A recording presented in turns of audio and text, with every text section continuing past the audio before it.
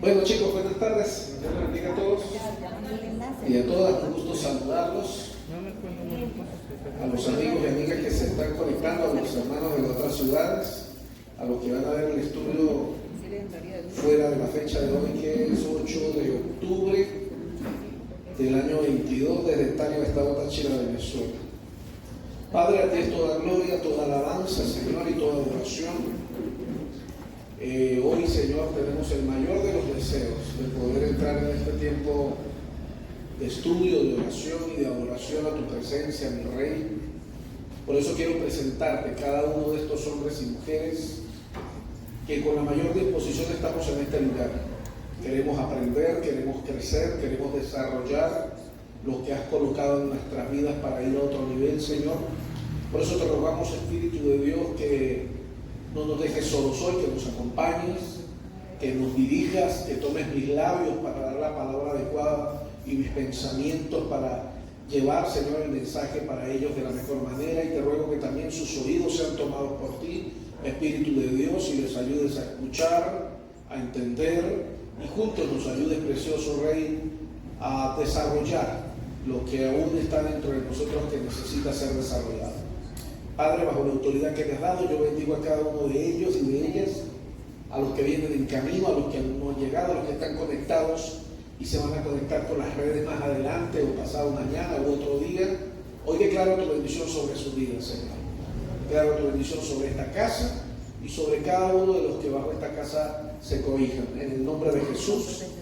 Amén y amén. Por favor, en su Biblia, Lucas, el Evangelio según San Lucas, en el capítulo 22.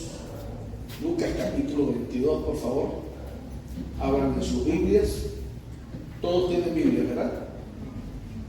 ¿Quién no tiene Biblia? ¿Qué pasó? ¿Le dañó el celular? ¿Se le quedó el celular? ¿A usted también? ¿Se le quedó el celular? ¿De dónde le quedaron los hijos? ¿También se le quedaron los hijos? Está grave. Ok. Pero su esposo no le quedó el celular, qué bueno. Lucas capítulo 22, vamos a estudiar a partir del verso 39 hasta el 46.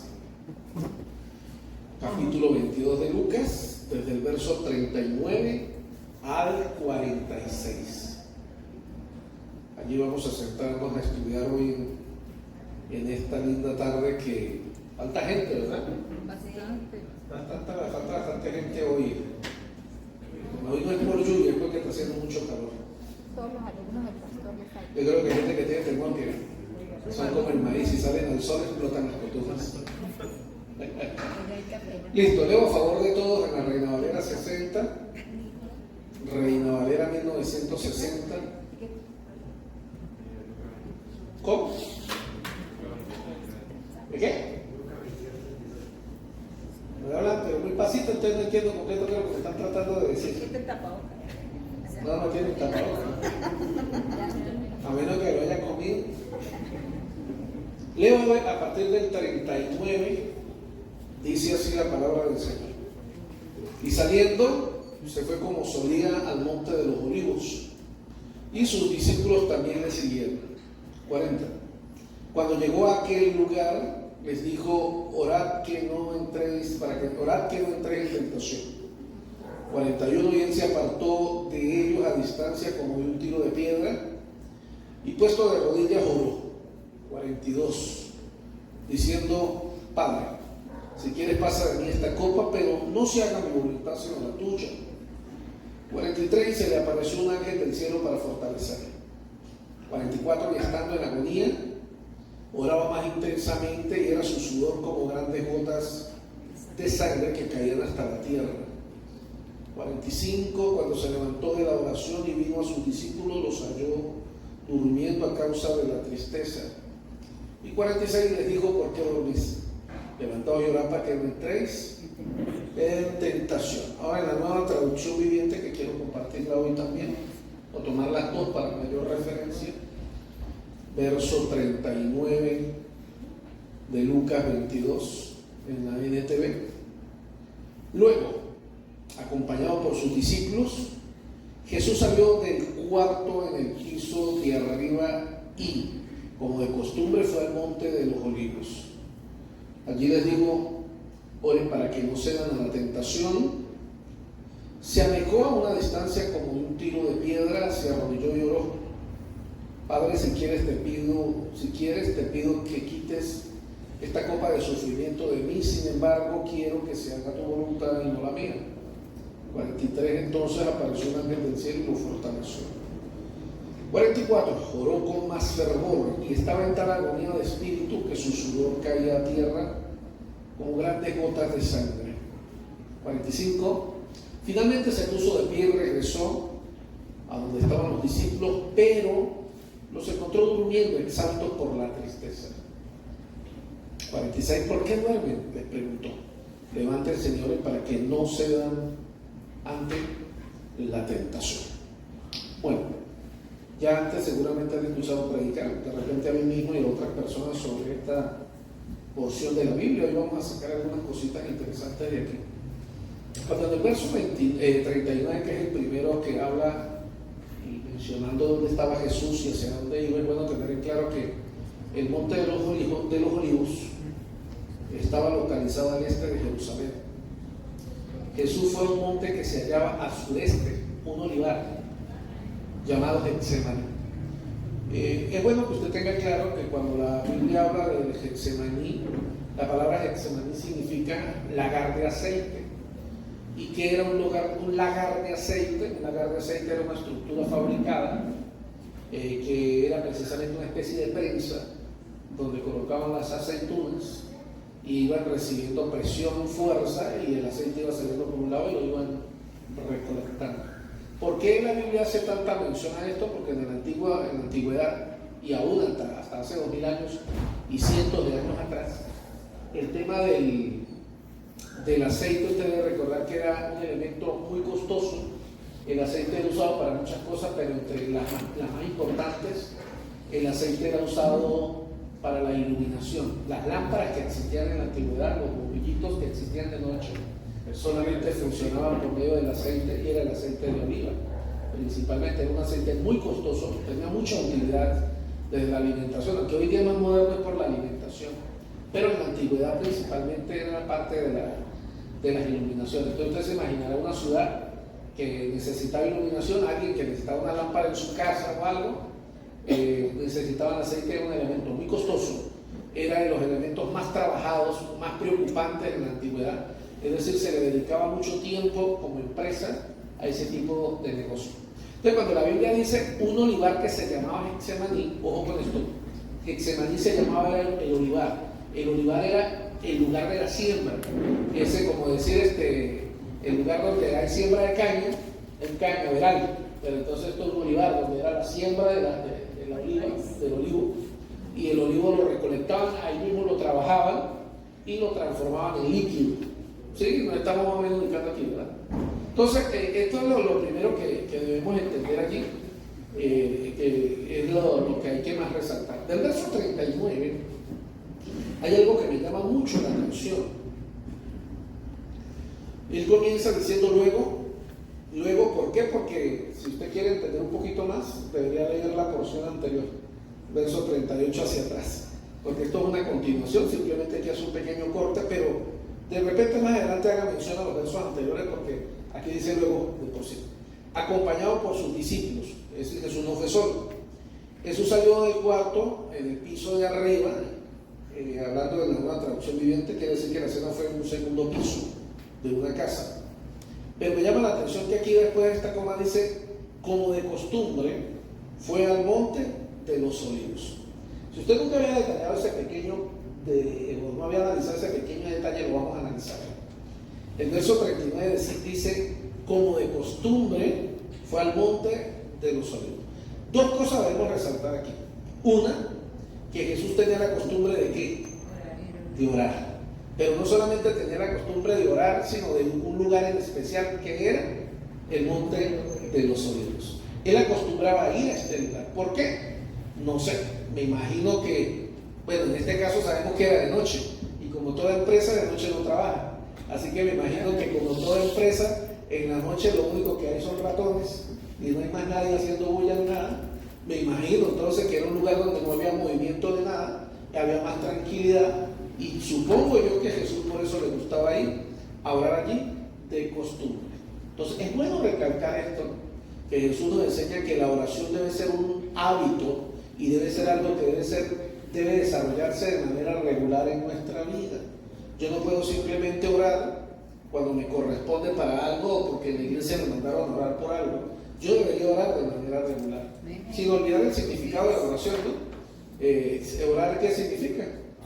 En lo más simple, hablar con Dios. Entonces, lo que la Biblia está tratando, o lo que el verso 39 quiere resaltar aquí, es que yo debería tener conversaciones con Dios de manera regular, que debería ser parte de mis hábitos o de mi costumbre. Del verso 40 en adelante pueden ir tomando nota de algunas cosas y cuando quieran pueden interrumpirme para hacer alguna pregunta o algún aporte. Ya no estén esperando que yo termine. Cuando lo quieran hacer, me levantan la mano para yo estar al tanto. Pienso, pastor, que en ese lugar el Señor conseguía algo que no le interrumpían, pensando de que donde él estaba siempre andaba acompañado o alguien lo solicitaba o buscaba para que hiciera milagros, sanara, no sé, cualquier cosa. Me imagino que ese lugar él estaba apartado, tranquilo, no había personas, no era un lugar muy concurrido por la humanidad de gente. De por sí no es la primera vez en la Biblia que encontramos que Jesús se apartaba. No es la primera. En muchas ocasiones encontramos que Jesús se apartaba. Era obvio.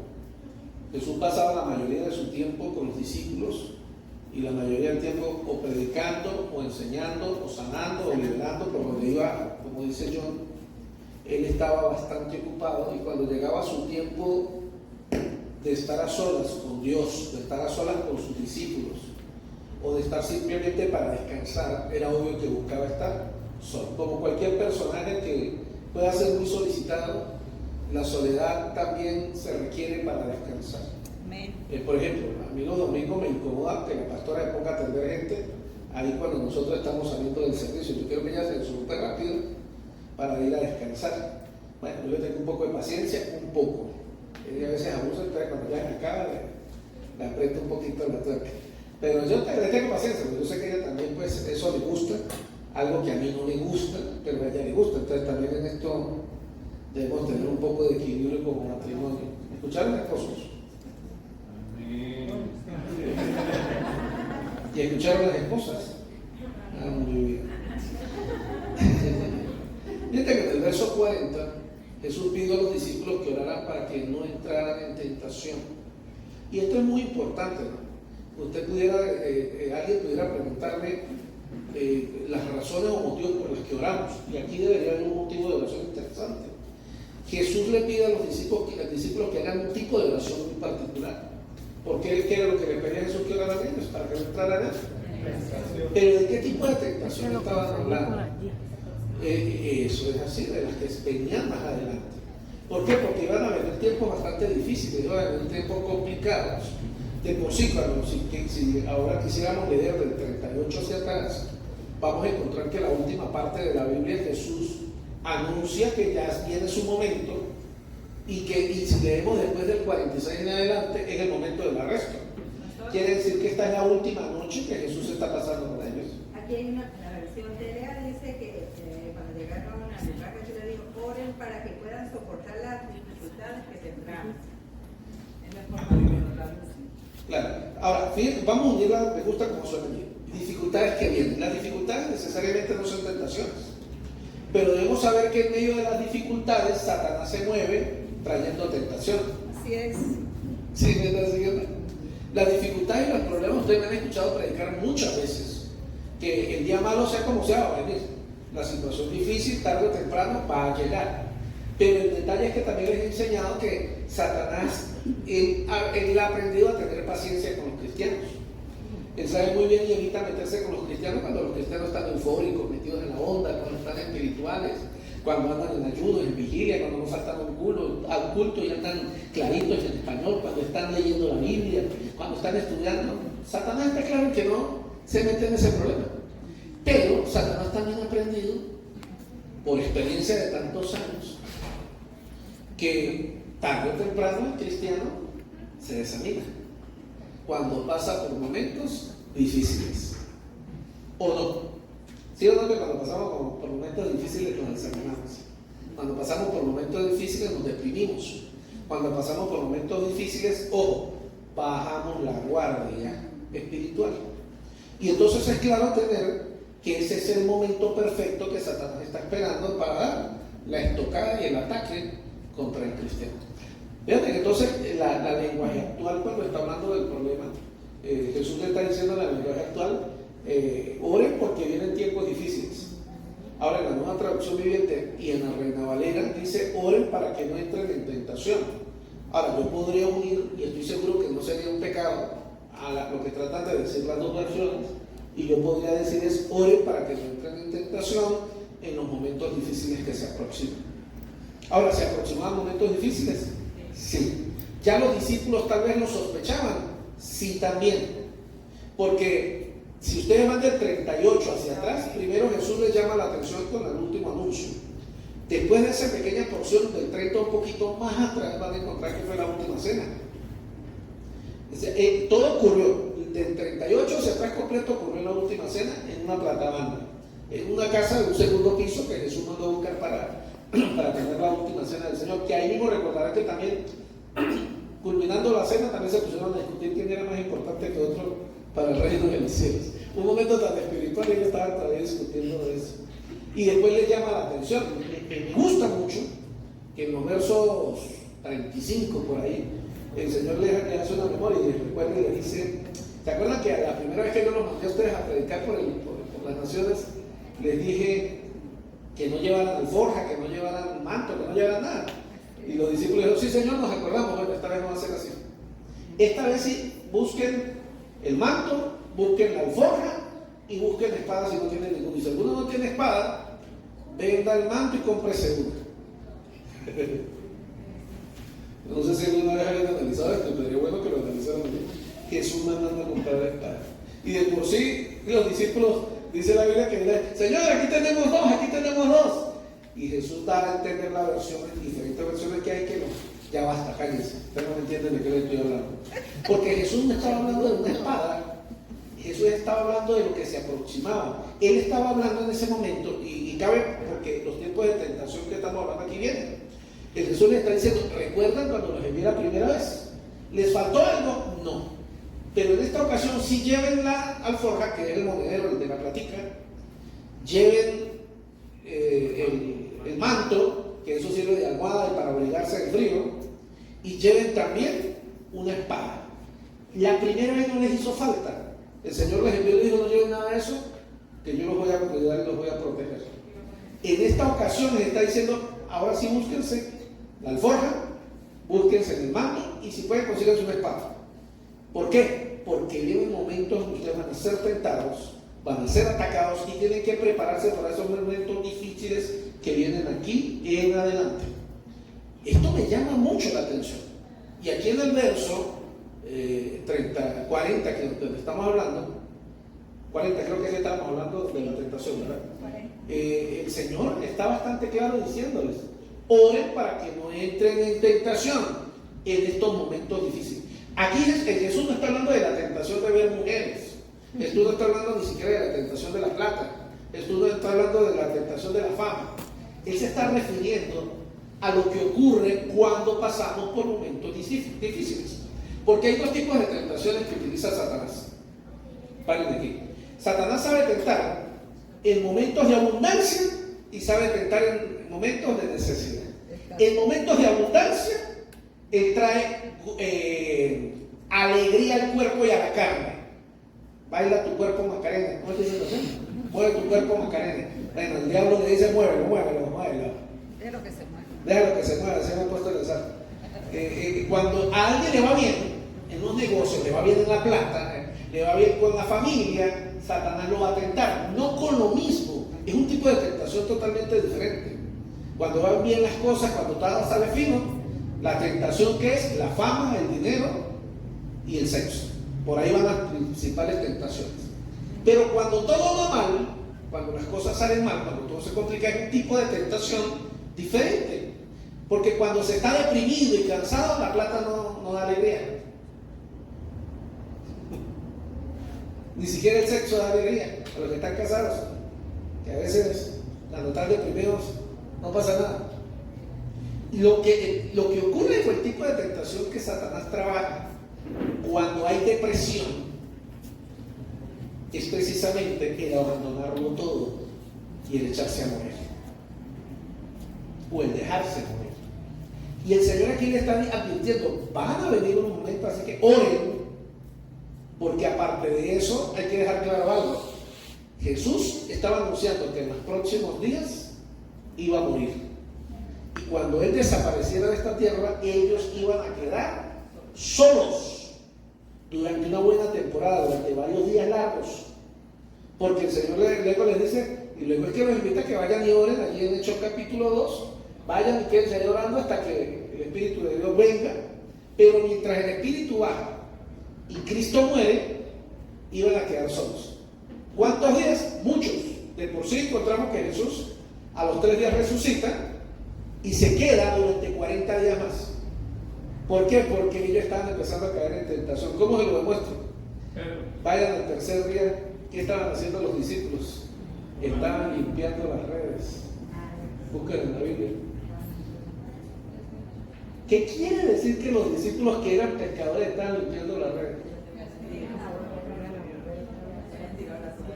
Y pastor, y cabe destacar algo ahí que, bueno, creo que la vez pasada lo dije, y es que ellos más que nunca sabían lo que venía, lo que había pasado. El Señor les había explicado detalladamente, y aún así no estaban esperando la resurrección, dudaban de la resurrección. Ahora yo me pregunto cuántos de nosotros nos pasa igual.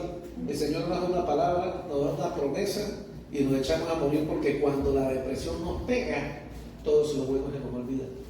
Así es. Recuerde esto: si hay un espíritu que sabe Satanás trabajar primero con las emociones y los sentimientos del ser humano, y eso luego hay un espíritu que se apropia de esa área, es el espíritu de depresión.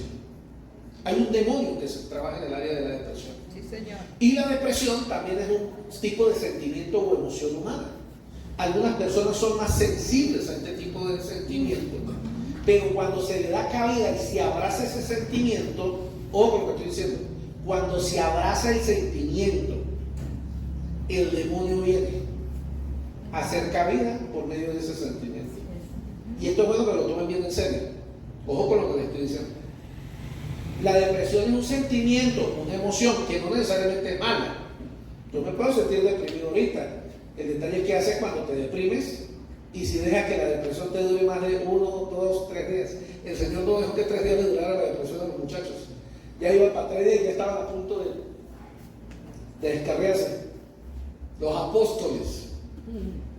Y el Señor vino y les salvó la patria. Estos muchachos estaban lavando la red, acomodando todo. ¿Por qué? Porque aunque, como dice la atención, el Señor les había echado el cuento, en 3 días voy a resucitar, y en 3 días todo esto. Pero es que una cosa es lo que la mente escucha y otra cosa es lo que el corazón nos hace sentir. Por eso la Biblia dice que el corazón del hombre es traicionero. Y cuando la Biblia habla del corazón del hombre, no está hablando del género masculino, está hablando del ser humano. Confiar en el corazón en tiempos de escasez o en tiempos malos es el peor error que usted puede hacer. Dejarse llevar por eso es que cuando estaba usted pasando por momentos de tristeza, de depresión, nunca tome decisiones en momentos así. No venda, no compre, no haga nada. Pastor, estoy deprimido, en los negocios, no haga nada, quédese quieto. Porque cuando usted está deprimido, usted no conecta el cerebro, usted solamente actúa por instinto. Y cuando uno está deprimido, a uno no le importa la plata. ¿Ya cuántas? No me contesten, pero ¿cuántos de ustedes la han embarrado en medio de una depresión por el orgullo? Y la misma, que se quede contado, que el negocio de mierda, que eso no sirve. Y después cuando se le pasa todo, yo me puse a regalar, ya. ¿Sí me estoy dando a entender? Por eso, si usted quiere, hoy por lo menos, si usted va a este lugar entendiendo que usted debe ser muy prudente y que usted debe reconocer que cuando usted se siente deprimido, no haga negocios y no tome decisiones de ningún tipo. Se peleó con su esposa, está deprimido, está molesto, me largo, me voy, váyase, llévese, quédese. cállese mejor. Amén. Cuando uno está deprimido, lo mejor que tiene que hacer es callarse. Cuando uno está molesto, airado, cuando las emociones están alteradas, lo mejor es callarse la boca, porque todo lo que usted diga, de todo eso se va a arrepentir cuando se calme. Puede ser usado en su contra. Y todo será usado en su culpa, en su contra. Sí, señor. Porque en el mundo espiritual, todo lo que sale por su boca tiene poder en el mundo espiritual. Entonces, Jesús le pidió a los discípulos en el verso 40 que oraran para que no entraran en tentación, porque él sabía que muy pronto los iba a dejar. También sabía que necesitarían fortaleza para enfrentar las tentaciones que se iban a venir. Las tentaciones principales que tengo yo aquí anotadas: la de huir, la de negar su relación con él. Además, estaban a punto de verlo morir. Ustedes se imaginan estos hombres que amaban a este hombre maravilloso, que durante más de 3 años estuvieron a su lado, lo ven morir, y en la forma en que lo ven morir. Porque yo creo que si Jesús hubiese muerto como el de corazón valiente, hubiese sido diferente. O hubiese muerto como el patriota, así como la de Mel Gibson, que ponen esas muertes todas allí y todo el mundo llora viendo y emocionado, y luego me paran a pelear. ¡Ah! Por mi líder, porque él. Bueno, los que ven películas, yo sé que vayan a mirar que no hay películas y no salen todo. Pero no, la muerte de Jesús fue totalmente diferente. La muerte de Jesús no motivó a nadie. La muerte de Jesús lo que hizo fue deprimirlos. Los humillaron, los sometieron, y todos ellos simplemente desaparecieron y se escondieron. Es terrible verlo de esa manera. Culpabilidad, porque la reacción de varios puede negar, en el caso de Pedro, en el caso de Judas puede venderlo, en el caso de otro, pues no sé si Pedro, pues siendo el líder, pues ese mismo sentimiento que tenía él de fracaso, de que le fracasó a Jesús, pues también invadió a todo ese sentimiento. Entonces, el hecho de poder estar así, pues yo creo que nos hizo sentir que no eran dignos de poder seguirle, de poderle seguir al Señor así de esa manera. O sea, se sentían como cochinos, sucios por haber permitido y no haber dado también su vida, como le han dicho en alguna oportunidad. ¿Qué se imaginan ustedes?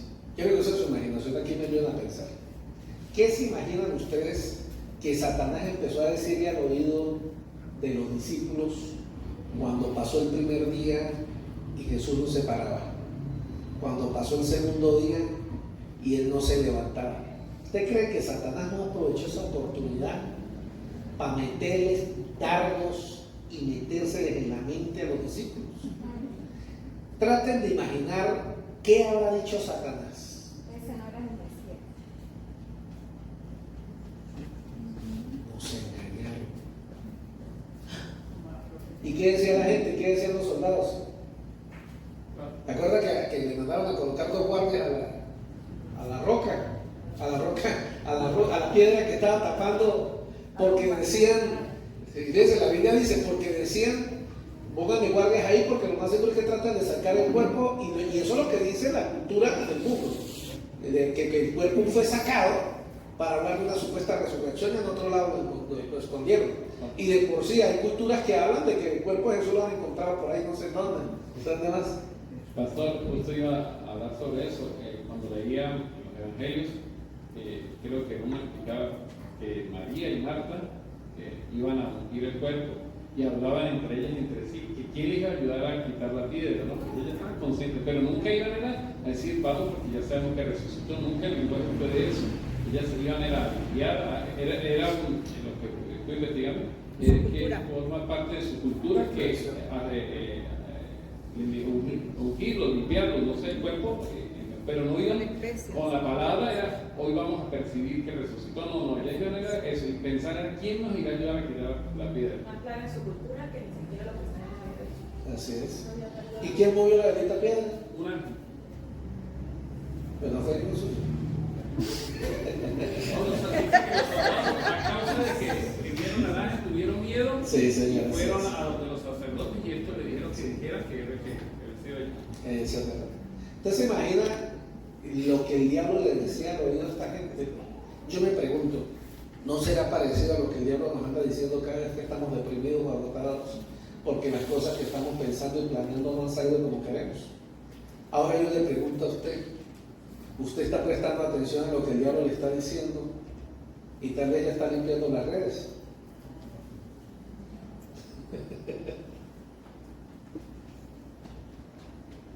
Es interesante que hablemos de esto, porque si hay algo terrible en la Biblia, que la Biblia nos habla, es que cuando alguien, bíblicamente, miren, en toda la historia bíblica, cuando alguien le prestó atención a Satanás, la embarró. Busquen en la Biblia cualquiera que le puso a prestarle atención a las palabras de Satanás y la terminó embarrando. ¿Sabe por qué? Porque Satanás es el padre de la mentira. Así es. Y es el padre de la es capaz de convencer a cualquiera. Sí. Al más evangélico y al más santo, usted, ¿cómo usted habla con Satanás para que vea que lo convence? Por favor. Él sabe más por diablo que por viejo. Que digo, más por viejo que por diablo. El tipo tiene toda la vida aquí en la tierra. No va a saber cómo hablarle al ser humano. Claro. Lo intentó hacer con nuestro Señor Jesucristo. Ahora, ¿dónde está la diferencia? Convenció la tercera parte. Jesús conversó con Satanás. O no conversó, perdón. Le cortó sus palabras con la palabra de Dios.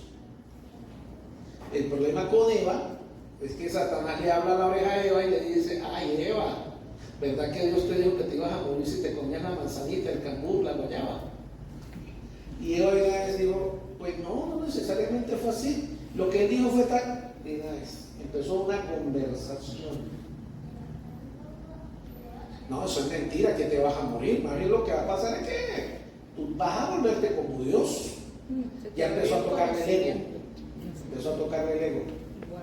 Así como cuando Dios le ha dado a usted una promesa, usted está agarrando una promesa, está agarrando una palabra y el diablo le dice: oye, pero está pasando el tiempo y ya te estás quedando sin pelo, el pelo ya te está volviendo blanco. Ya para mí como que, ya que usted escuchó mal, a ver, ese no era Dios. Ya era que el profeta que le habló la voz en la carne. Santo. Porque esas cosas se han visto. Y Satanás le habla al oído y entonces ¿y será?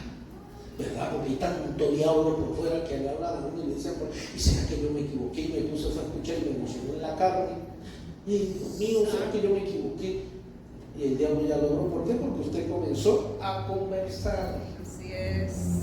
Y sin darse cuenta, empieza, no, yo como que mejor voy a ver si busco otro lugar donde me dé una palabra para ver si es la palabra, que me fortalezca la palabra, o que Dios me dé una palabra más fuerte por otro lado. No, mejor voy a ir a aprender enlaces, Señor, y háblame por enlace ahora. Confirma la palabra que me has dado en este momento, Señor. Y usted prende enlace más.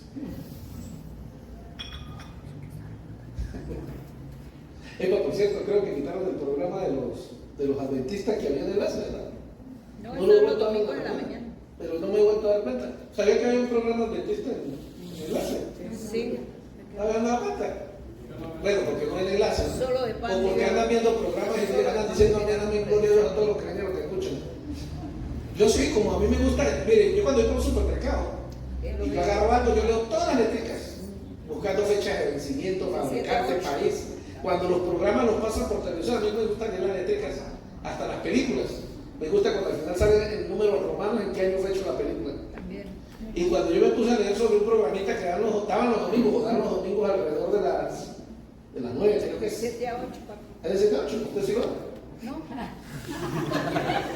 A veces me escucho, lo escucho. Al final decía Iglesia Adventista, salía para el programa. Pero a veces no, como canales cristianos, todo lo que digan ahí viene de Dios. Así le pasó a ese hermano que estaba a punto de ahorcarse y le salió en la Biblia lo que vaya a hacer algo ya. Entre el verso 41 y el verso 42 encontramos a un Jesús más humano que nunca. Lo encontramos, alguien podría decir, y creo que es así, derrumbado, caído, cansado. ¿Y acaso quién dijo que los hijos de Dios no se pueden sentir agotados y cansados alguna vez? Si el mismo Jesús estaba cansado.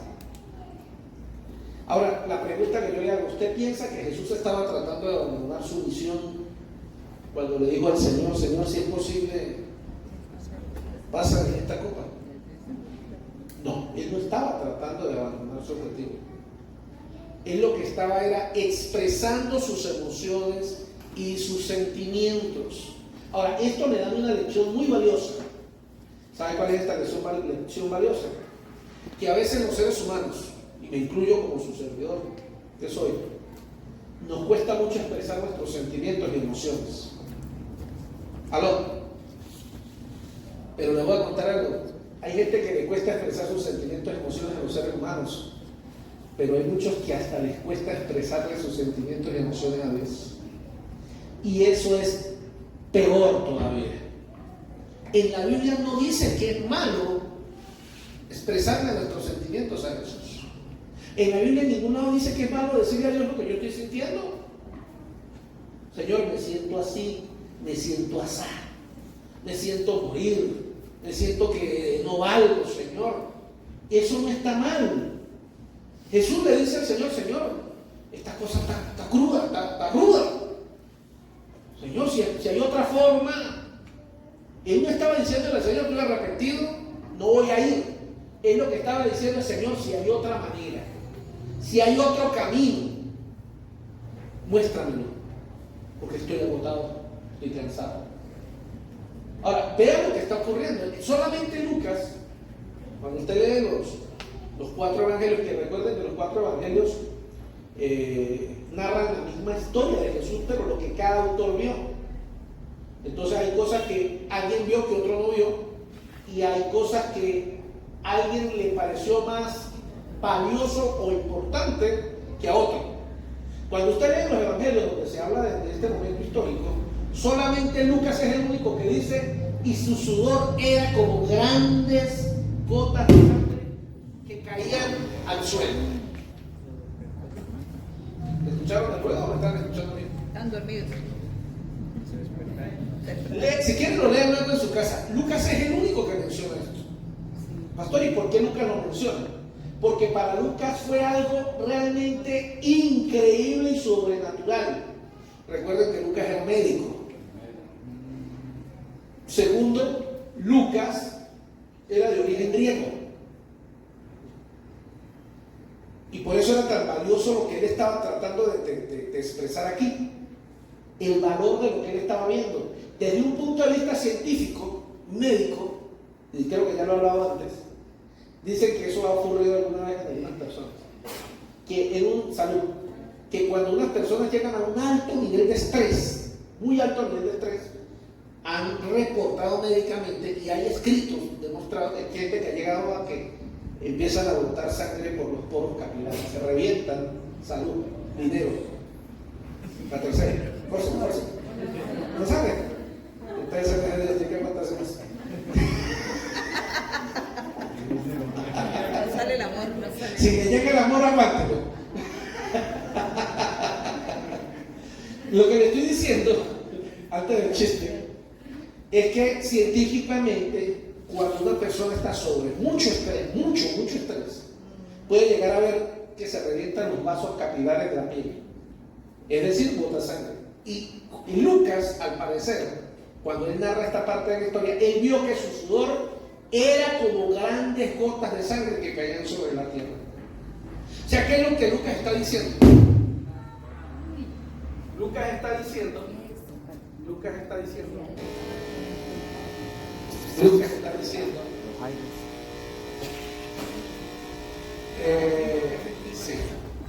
diciendo nuestro Señor está en este momento bajo muchísimo estrés. Y yo vuelvo a preguntarme, ¿cuántos usted alguna vez se ha sentido bajo mucho estrés?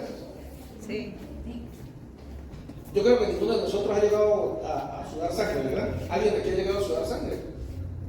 Quiere decir que el estrés hoy no se parece al de Jesús. Sí.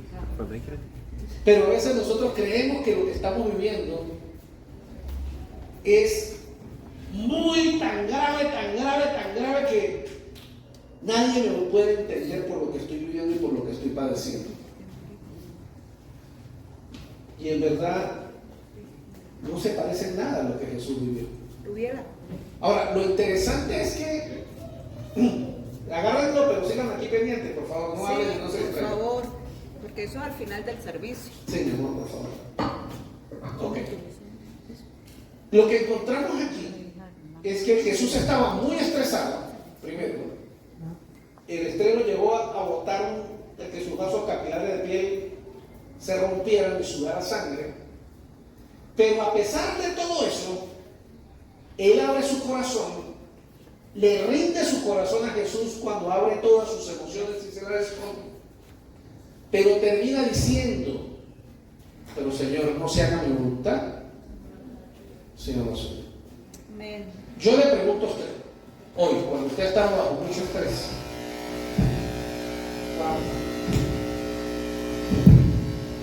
el que está sonando creo que es este, ¿sí? Y ese no, aquí ni siquiera está funcionando, puede que atrás.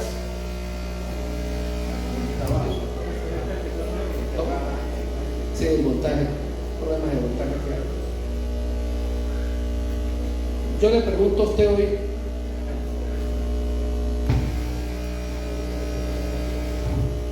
no es todo el problema de voltaje. Es lo que estaba pasando el otro día con el voltaje. Prendimos la planta y se acabó el problema. Ahora yo le pregunto a usted hoy, cuando usted está deprimido, cuando usted está molesto o molesta, llena de ira, de rabia, frustración, cuando las emociones le controlan, ¿qué hace usted cuando todo eso le agobia y viene la tentación?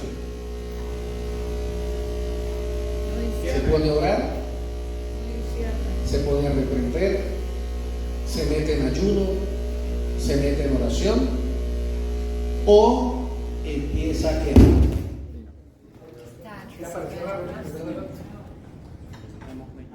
O empieza a quejarse y a buscar a quien echarle la culpa.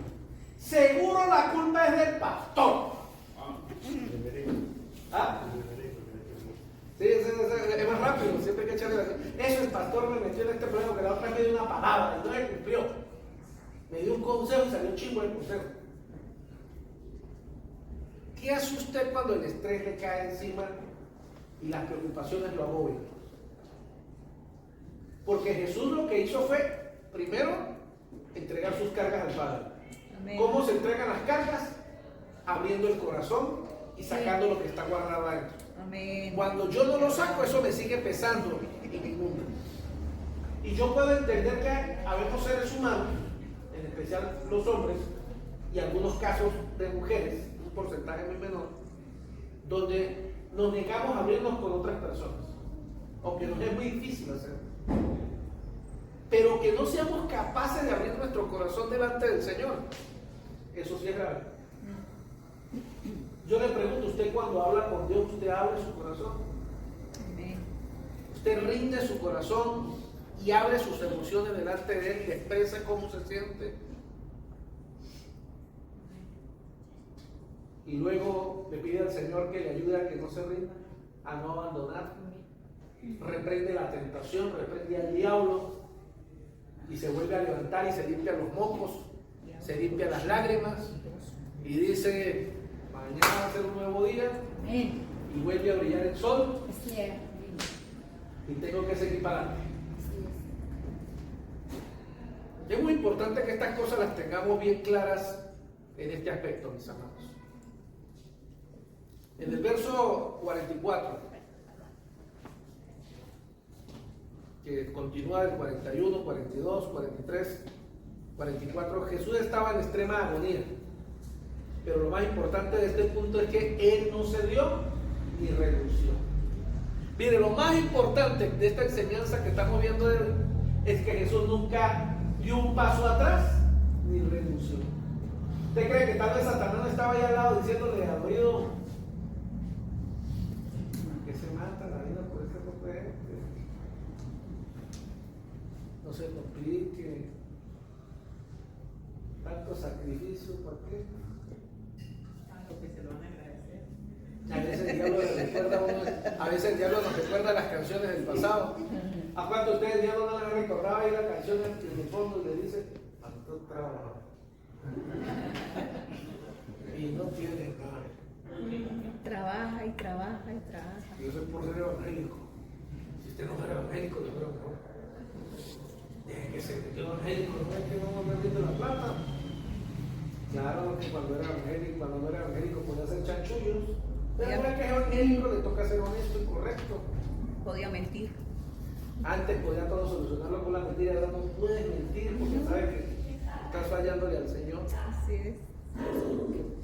Lo más importante, mis queridos hermanos, ya estamos casi terminando, es que a pesar de todo lo que tú puedas vivir, no des un paso atrás y no te rindas. No abandones el proyecto que Dios te ha dado. No abandones los planes que Dios te ha dado. No te rindas, por favor. Quiero que haga algo por mí. Toque el hombro o la pierna si tienen confianza del lado. Dígale, por favor, no se rinda.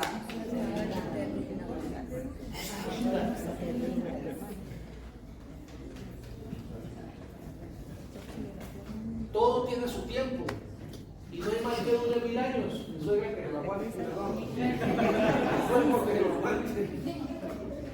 Todo tiene su momento.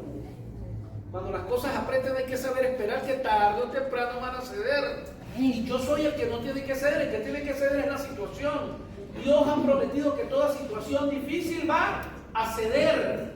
Yo no tengo que ceder. Yo tengo que permanecer firme en lo que Dios me ha prometido, firme en el pacto que tengo con Dios, en las promesas que yo le he hecho a Dios, en lo que Dios me ha prometido a mi vida, a mi matrimonio, a mi familia, a mis hijos, y no rendirme. Lo que sea que me esté presionando no va a durar para siempre. Lo que tengo es que apretar las piernas, y si es posible las nalgas, y aguantar. Esto pasará. Mire, últimamente que ando haciendo un poquito de ejercicio, les he contado que ando caminando. Yo comencé con una vueltita, ahorita estoy haciendo 4 vueltas al área que yo camino. La vuelta más difícil de todas es la segunda. Para mí es la segunda. En la primera yo arranco con todo, como ya agarré práctica, ya no arranco eso, arranco duro. Y cuando estoy finalizando la primera, siento que los músculos empiezan a hacer así duro y a apoyarme. Y yo como que pienso, y como que ya no voy a poder, no me paro. Pero entonces me acuerdo que ayer hice 4. Me acuerdo, no, ayer hice 4. Cortemos a rendir hoy. Y con el dolor en las piernas, que aquí en los músculos, que duelen feo, digo, no me voy a parar. Y le doy, a rato siento que cojeo, pero no me voy a parar. Y cuando finalizo la segunda vuelta, que es la más difícil de todas, siento que los músculos alivianan un poquito alivianan. Entonces cuando yo noto la diferencia, claro que sí se puede. Cuando termino la tercera vuelta, que yo sé que ya falta una, yo acelero al máximo. Eso se llama el remate. Cada vuelta es de 2 kilómetros, claro. Casi 2 kilómetros cada vuelta, sí. Casi. Y en la última vuelta yo le bajo al tiempo que hago casi 1 minuto y medio en la última vuelta. ¿Vale? Porque yo sé que puedo, y lo he hecho antes. Entonces aprieto duro, y cuando más bien estoy terminando la cuarta vuelta, que estoy bastante agotado porque lo llevo bajo mucha presión, a veces pienso, yo debería dar otra más. ¿Por qué? Porque yo estoy basando lo que estoy haciendo en que ya llevo bastantes semanas que estoy logrando las 4 vueltas. Lo único que estoy tratando de mejorar es el tiempo. Y cuando llego y reviso el reloj, no, yo creo que no lo logré. Llevo 2 semanas que no he bajado el tiempo, me he mantenido igualitico. Ay, mira, y hoy sentí que di menos de mí. Entonces he llegado a la conclusión de algo. Ya me estoy acostumbrando y pienso que no soy capaz, pero entonces quiere decir que sí soy capaz, que en cualquier momento voy a mejorar ese tiempo. Nunca te rindas ante las situaciones. Las situaciones van a ceder. Primero porque Dios prometió que su amor era eterno, más ninguna situación iba a durar para toda la vida. Amén. Y segundo, lo que Dios te prometió, tú lo vas a ver con tus ojos. Amén. Sí, señor. Donde dice que oren porque serán tentados, o sea, tendrán circunstancias. Creo que eso es lo que nos sucede a todos. Por lo menos yo he tenido circunstancias en que han sido quizás hasta menores, pero como no está en oración, rapidito caigo en tentación, ya sea en mi manera de gritar o de responder, o otras veces que ha sido la situación más fuerte y he estado en oración, he estado en intimidad y he tenido como ese colado, ¿no? de todas esas cosas, de lo que me cubre, que es la carne de querer hacer y no lo he hecho porque sencillamente he estado bajo la presencia de Dios. Yo creo que la diferencia es la intimidad anticipada ante las circunstancias. verso 45. Voy a leerlo. En la Nueva Traducción Viviente dice lo siguiente. Presten mucha atención porque tal vez usted nunca ha prestado atención a este detallito que le voy a comprar. Dice, finalmente se puso de pie y regresó a donde estaban los discípulos, pero los encontró dormidos. Ay, dormidos. Pero hay un detalle, hay una coma y dice, exhaustos por la tristeza. Y en la Reina Valera dice, a causa de la tristeza. Los discípulos se durmieron, ¿por qué? Porque estaban tristes. No era tanto la flojera. En esta porción de la Biblia ellos no se durmieron por flojera. Ellos se durmieron por la tristeza. Aún así se durmieron. Y es un problema grave porque se quedaron dormidos. Pudo haber pasado cualquier cosa. Imagínense el Señor orando, luchando, y si viene un animal, y el Señor se los llevó para que lo acompañaran. Recuerden que estaban en el campo. Allá, para que, no solamente para que lo apoyaran en la oración, para que lo apoyaran vigilando alrededor que no hay un animal o un chorro. Imagínense que yo le diga a varios de ustedes, quiero ir a orar allí en la Plaza Bolívar. Quiero que vayan para que me apoyen. A la 1 de la madrugada vamos a ir a orar allá en la Plaza Bolívar y necesito a 3 de ustedes que me apoyen. Sí, pastor, vamos a orar con ustedes. No, yo no necesito que oren, necesito que estén despiertos mirando por todos lados. Porque, imagínense. Y los benditos se quedaron dormidos. ¿Qué quiere decir que ellos se quedaron dormidos? Quiere decir que descuidaron su asignación. Y ojo con esto que voy a decir. Ojo con esto. Cuando una persona entra en depresión, entra en tristeza a causa de que las cosas no le están funcionando, tiende a descuidar lo que Dios le ha dado y se queda dormido. Quedarse dormido significa que descuida su asignación, descuida el ministerio, descuida el llamado de lo que Dios le ha dado. No quiere decir que deja de congregarse, no quiere decir que deja de ir para la iglesia, quiere decir que deja de hacer con efectividad lo que hacía normalmente. Amén. Yo le quiero preguntar para que no me responda. ¿Usted evalúa el ministerio que Dios le ha dado a usted de manera regular? Y si le preguntara cómo está en este momento su ministerio, lo que Dios le ha dado, ¿usted qué tipo de respuesta me daría? ¿Su ministerio está sólido, fuerte, o no está pasando el ministerio por los mejores momentos? Porque si no está pasando por los mejores momentos, quiere decir que está en un declive. Ahora la pregunta es, ¿por qué está en ese declive? ¿Cómo estás tú emocionalmente hoy? Esto quiere decir que cuando una persona entra en tristeza, deja de orar, deja de buscar de Dios, deja de trabajar en su ministerio bajo la dirección de Dios y empieza a trabajar en el ministerio con la carne. Wow. Y ahí es cuando nos encontramos de repente a ministros de Dios, pastores, que le gritan a sus ovejas, usted me obedece porque yo soy el pastor. Ahí es cuando usted encuentra a un líder que le dice a una oveja, usted me obedece porque yo soy el líder, yo soy el que mando. En la carne, cuando alguien está en el espíritu, nunca necesita utilizar esas palabras para que alguien le siga o le acompañe. Cuando alguien usa esas palabras es porque se durmió espiritualmente, y como espiritualmente no funciona, está apelando a la carne para tomar el control. Ayer cuando algunos esposos le gritan a su mujer, usted me obedece porque usted es mi mujer, y usted se va a someter de por las buenas o por las malas. Sométase. Y es cuando la mujer le dice al marido, a mí usted no me grite, que usted no es mi papá. Usted es mi abuelo. ¿Por qué? Porque se durmió el espíritu. Ahora, ustedes han escuchado, ¿cuándo ustedes escucharon que el espíritu está dormido? Vean en la Santa Cena. Por eso hay muchos dormidos entre ustedes. Es cuando una persona deja de percibir el mundo espiritual y empieza simplemente a ver las cosas en lo natural. Y la obra de Dios, la casa de Dios, el ministerio que Dios nos ha dado, nunca se puede dirigir en la carne.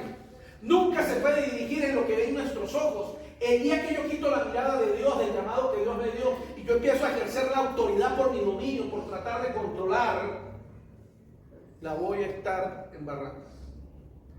Ellos se quedaron dormidos. Y el Señor, ¿qué pasó, muchachos?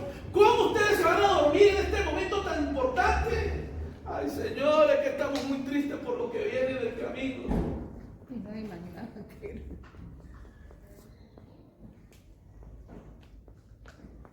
¿Y usted con qué excusa le va a salir al Señor que por qué dejó de servirle? ¿Por qué dejó de predicar? ¿Por qué dejó de ganar almas? Le va a decir al Señor igual. Ah, Señor, perdóneme, lo que pasa es que últimamente ando muy triste, achantado. ¿Dónde está el problema de estar triste? Dígaselo al Señor. Sí, El Señor se lo digo a Dios, al Padre. Ahora, ¿cuánto duraría el tiempo de oración del Señor? Póngale un tiempo ahí. ¿Cuánto tiempo cree que el Señor estuvo orando en esta porción de la vida? Dígale un tiempo ahí por decir. 1 hora, 2 horas, 3 horas. Digamos que 2 horas. Durante 2 horas estuvo orando el Señor. Abrió su corazón. Se desgarró completo y dijo, estoy deprimido, estoy achantado, estoy cargado. Y yo brotó sangre de sus brazos, de sus eso que dije hace rato, de los poros. Y a las 2 horas se levantó. Imagino que cargaba alguna broma de agua, se lavó la cara, se lavó las manos. ¿Usted qué hace durmiendo? Vamos, que la cruz me está esperando. ¿Aló? La cruz me está esperando. Eso lo dice la versión Juan Vargas. ¿Y tú y yo por qué no podemos hacer lo mismo? No deberíamos hacer lo mismo. Esta noche está deprimido, póngase a llorar un rato en la cama. Deprímese, eso sí, ponga el cronómetro. Máximo 2 horas. Por favor, así como con el diablo no se puede hablar, con la depresión no nos podemos enamorar. A la depresión hay que ponerle un tiempo de caducidad. Amén. Póngale un cronómetro y ponga 2 horas para quejar y llorar. Y en esas 2 horas llore, que traje chocolate, helado, todo lo que usted quiere. Y cuando sale el cronómetro, vaya para el baño, agua fría, báñese, lávese la cara y diga, vamos a seguir para adelante porque lo que Dios ha prometido, Dios lo va a cumplir. Y listo. Por favor, usted no puede vivir su vida en depresión. Va a estar destruyendo a los que están a su lado. Va a estar destruyendo a la gente que estaba en su responsabilidad. Porque esas cosas se transmiten en el espíritu. ¿Cómo vas tú a darle ánimo a alguien que está allí agobiado cuando tú por dentro te estás muriendo porque no le has entregado tu carga al Señor? Porque eres orgulloso. Eres orgullosa y no le has entregado tu carga al Señor. Entrégale tu carga al Señor. Vaya, papá, me siento así, mi Señor. Me rindo delante de ti. Pastor, es que muchos estamos, bueno, con muchas personas, o a veces, ¿no? El Señor le pregunta como al ciego, ¿qué quería que hiciera? Y muchas veces divagamos, dudamos, o no decimos directamente, no somos abiertos con el Señor, y somos como ese ciego que dijo, Señor, quiero que me sanes. Y ya, y a veces oramos, como a mí no dice la palabra, no sabemos orar, no sabemos abrir nuestro corazón a veces al Señor. Si yo le preguntara a usted, yo quiero que analice esto en su mente. Si el Señor le preguntara, yo le voy a preguntar de parte del Señor, ¿qué quieres que haga por ti? ¿Qué sería la respuesta sabia que usted daría? No la responda, piénsela.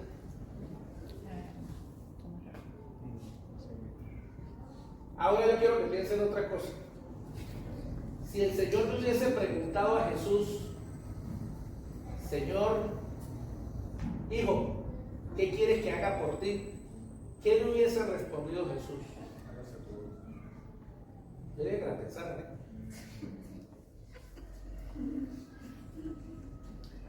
De seguro usted hoy, si el Señor le preguntara qué quiere que haga por usted, usted diría, Señor, que me quite esta deuda. Señor, que los negocios salgan bien. Pero ¿sabe cuál fue la respuesta de Jesús? Y debería ser la nuestra. no se haga mi voluntad, Señor. Y ahí es donde se habla de madurez. Amén. Porque estamos conectados al reino y no a la carne. Cuando estamos conectados a la carne, cuando estamos ejerciendo bajo la carne, esa depresión es lo único que estamos pensando en eso.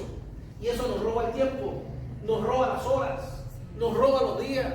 Y no dejamos de pensar en eso y descuidamos la obra de Dios.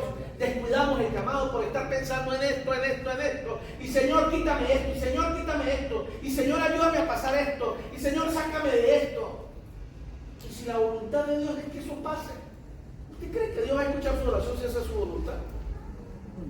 Así que lo mejor que yo debo decir es, Señor, no se haga mi voluntad sino lo suyo. Eso sí, Señor, si hay otra manera, si hay otra forma, Señor, yo estaría muy agradecido si me lo pasé por otro lado.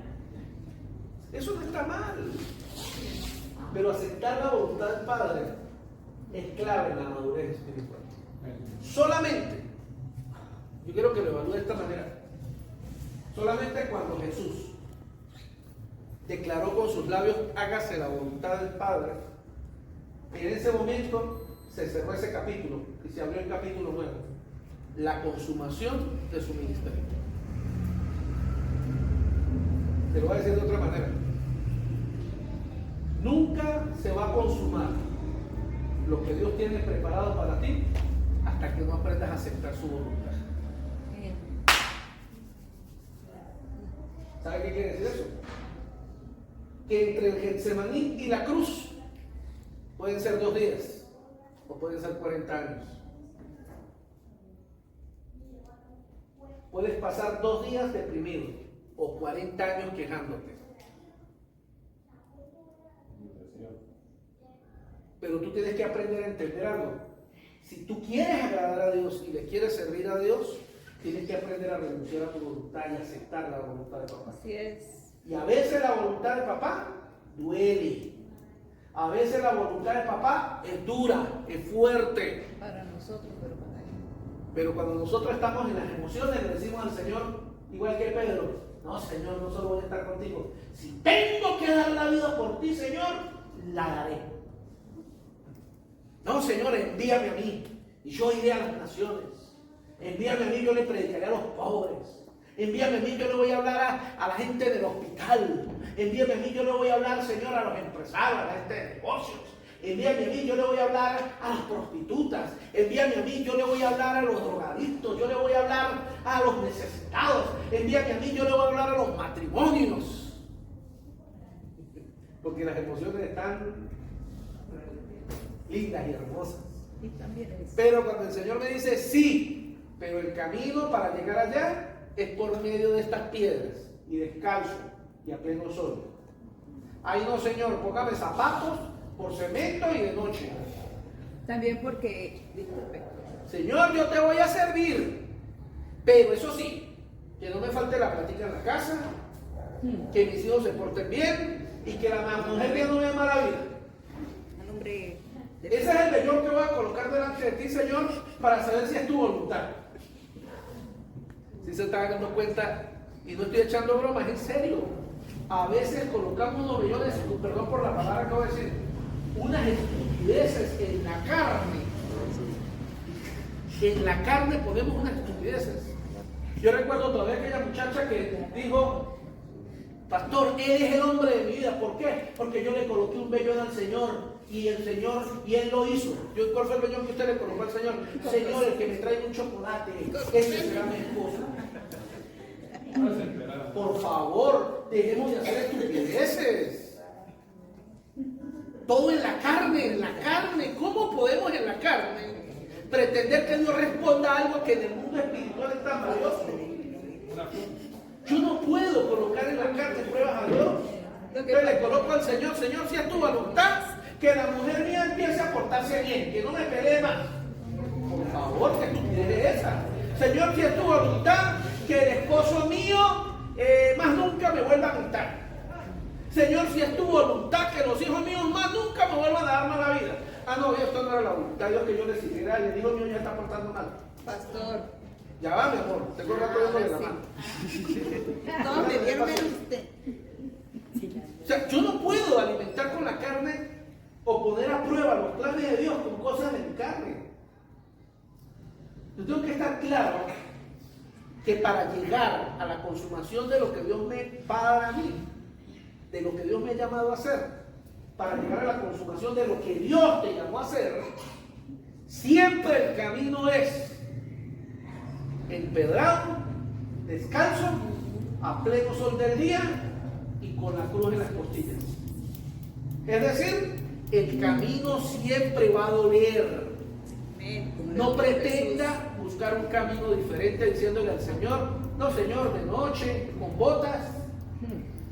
No, siempre va a ser pedregoso y con una cruz en las espaldas.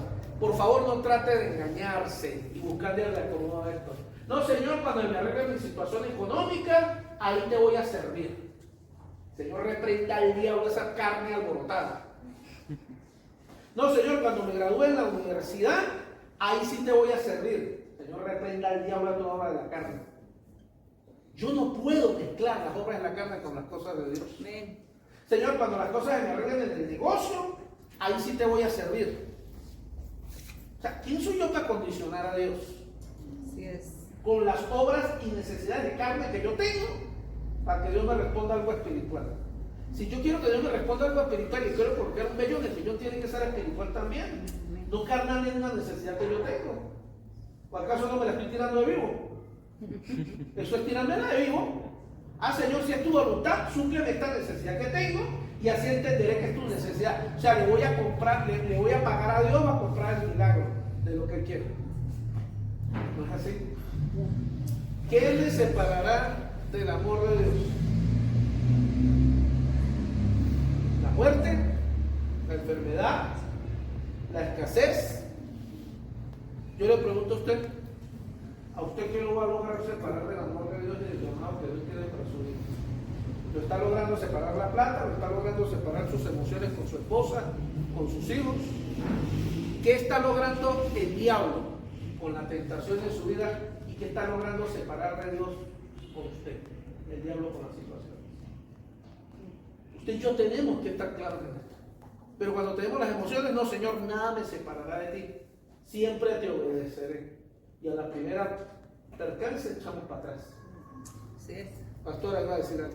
Sí, lo que pasa es que muchas veces interpretamos la palabra a nuestra conveniencia y decimos es que la voluntad de Dios es buena, perfecta y agradable, pero para mí, en la carne, ay no, es la voluntad de Dios porque todo me está saliendo bien, todo se me está dando.